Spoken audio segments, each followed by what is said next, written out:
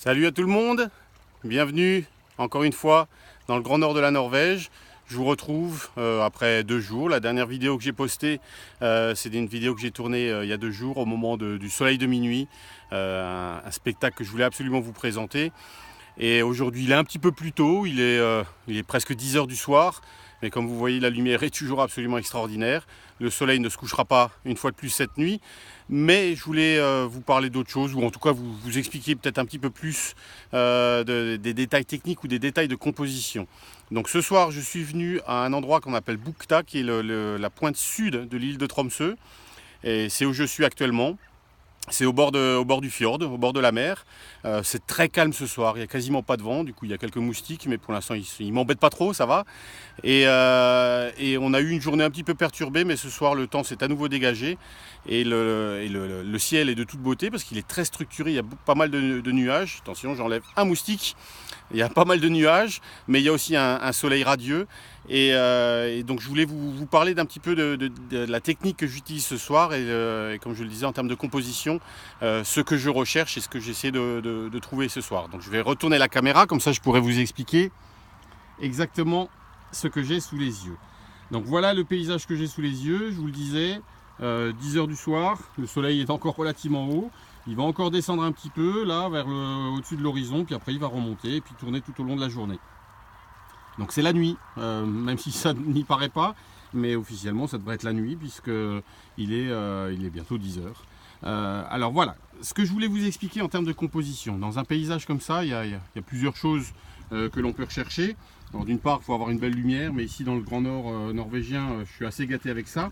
Ensuite les paysages vraiment s'y prêtent, hein. Il y a de la montagne qui est encore un peu enneigée, il y a l'océan, il y a la verdure de l'été qui est arrivée. Et ici ce qui est intéressant également, c'est qu'on est quasiment à marée basse et on a un premier plan d'algues qui est très intéressant. Donc voilà ce que j'ai recherché ce soir pour trouver une photo ou un angle intéressant qui permette de faire une photo qui est spectaculaire et qui rende bien l'esprit du lieu. Comme vous le voyez, j'ai mon appareil photo, mon fidèle compagnon qui est monté sur son trépied. J'ai sorti l'écran parce que l'écran en fait me permet juste à vue d'œil de viser à peu près le type de composition que je recherche. Alors je vais déjà vous montrer celle-ci. Donc je pourrais faire un paysage où on ne verrait voilà ici que le ciel magnifique, les montagnes et la mer. J'ai essayé ce soir de faire un petit peu quelque chose de différent. C'est une composition un peu de ce type là. Voilà, vous avez un premier plan de toutes les algues à marée basse, vous avez la mer derrière et ensuite les montagnes et ce beau ciel. Pour ce faire, donc j'ai monté mon appareil sur un trépied. J'ai à peu près respecté la règle des tiers, c'est-à-dire un tiers ciel, un tiers plan médian qui est ici la mer et un tiers pour le premier plan. Et parce que voilà, en photo de paysage, c'est quand même ce qui fonctionne très souvent.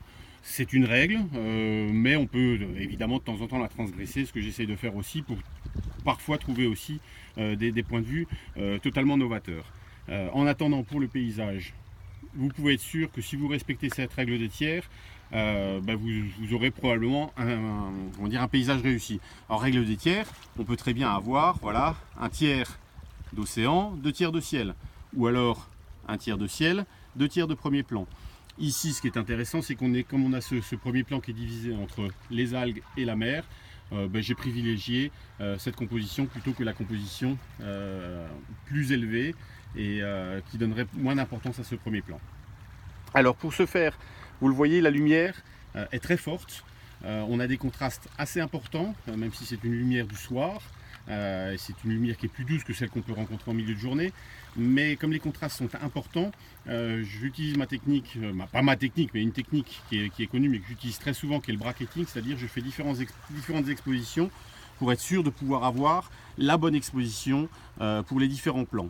Ça veut dire qu'après en post-production, je vais devoir réassembler et combiner ces différents plans puisque je n'utilise pas de filtre, je travaille en lumière naturelle et donc je vais avoir le premier plan qui est ici qui est plus sombre par rapport entre autres aux nuages qui certains sont très éclairés, très blancs, même s'il y en a, comme vous le voyez, il y en a aussi qui sont très sombres, mais les différences de contraste, les différences de luminosité sont trop importantes pour avoir dans une même photo tous les plans exposés correctement.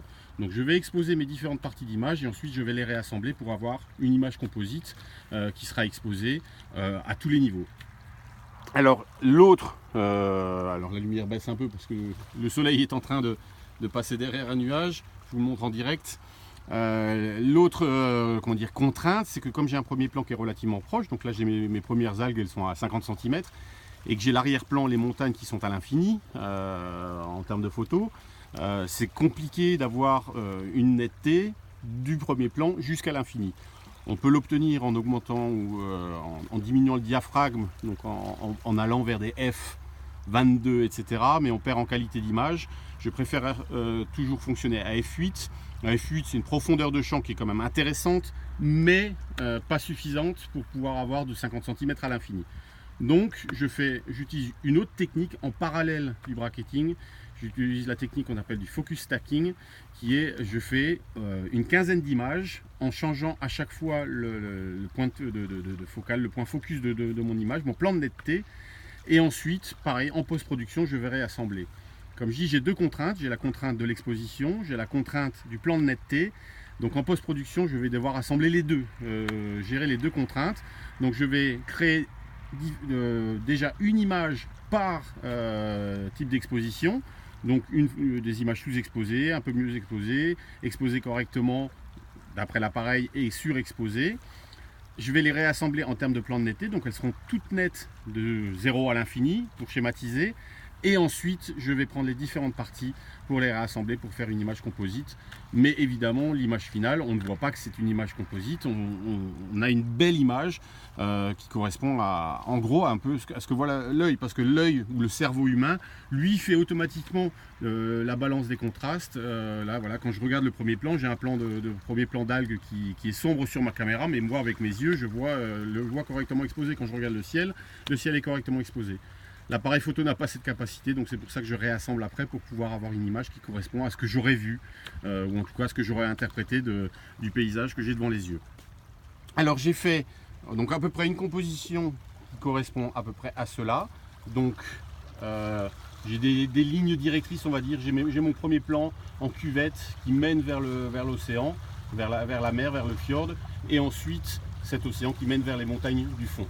J'ai fait également une deuxième composition qui est déjà sur mon appareil photo, qui est celle-ci que je vous ai montré un petit peu plus tôt. Donc on voit le soleil. Alors je vais peut-être juste, vous voyez en même temps, il y a un avion voilà, qui passe, qui décolle, puisque l'aéroport n'est pas très loin. Donc j'espère que vous m'entendrez quand même.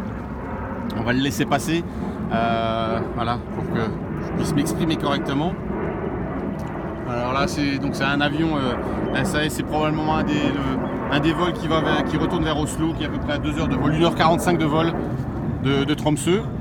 C'est le vol que je prends régulièrement quand je pars. Ah ben en même temps, j'ai un oiseau qui s'exprime. Donc je vous disais, voilà, l'avion est quasiment passé. Donc la deuxième composition, qui est une composition, on va dire, relativement similaire. Où j'ai un premier plan d'algues ici, voilà. J'ai ensuite mon fjord et ensuite j'ai la montagne derrière. La seule différence, c'est qu'ici j'ai le soleil qui est dans le viseur. Du coup, ben, le soleil, vous le voyez ici, il est très fort et il me crée des zones complètement cramées sur l'image. Donc ce que j'ai fait exactement la même technique, donc utiliser le focus stacking pour le plan de netteté et les différences d'exposition, le bracketing pour avoir la bonne exposition, sauf que là j'ai dû aller un peu plus à l'extrême, c'est-à-dire que ma première photo, ma première série d'images, elle est avec 5 diaphragmes en dessous de l'exposition normale de l'appareil photo, et donc j'ai fait à -5 en exposition, à -4, à -3, à -2, à -1, à 0, et au bout du compte j'aurai mon image qui sera correctement exposée avec un petit peu de post-processing. Ça a été un peu plus technique aujourd'hui, j'espère que vous m'en voulez pas, ou en tout cas j'espère que vous aurez apprécié cette approche. et aussi l'approche de la composition. Et je vous invite à me rejoindre sur les réseaux sociaux pour bientôt découvrir ces images. En ce moment, vous pouvez découvrir les images que j'ai faites il y a 2 jours, donc du soleil de minuit, sur le lac Prestvanet, à côté duquel j'habite. Vous pouvez aussi continuer à découvrir tous ces oiseaux migrateurs qui viennent nous rendre visite. Et je vous dis à bientôt. Bonne soirée, bonne nuit.